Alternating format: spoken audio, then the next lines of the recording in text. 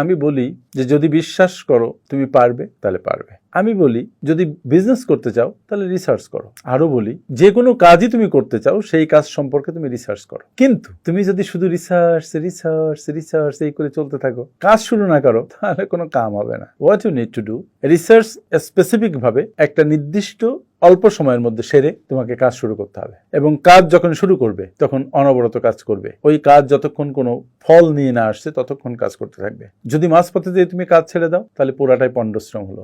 সুতরাং তোমাকে এ থেকে শুরু করে যদি জেড পর্যন্ত যাওয়া লাগে তোমাকে জেড পর্যন্ত যেতে হবে, যত কষ্ট হোক। এর মাঝে কোনো বিরতি নেই, এর মাঝে কোনো থামাথামি নেই। রেস্ট নিতে পারো, আমি বিরতির কথা বলতে রেস্টকে বোঝাচ্ছি না। মানে এটা ছেড়ে অন্যদিকে যাওয়া যাবে না, তোমাকে ওই দিকে ফোকাসড হয়ে কাজ করতে হবে। অ্যাকশন তোমার ফলাফল নির্ধারণ করে, চিন্তা ফলাফল নির্ধারণ করে না, অ্যাকশন নির্ধারণ করে। রিসার্চ ফলাফল নির্ধারণ করে না, কিছু দিক নির্দেশনা দেয়। ফলে তোমাকে কাজ করতে হবে। কাজ ছাড়া কোনো গতি নেই মামা, কাজ ছাড়া কোনো গতি নেই। বোঝা গেল? Thank you.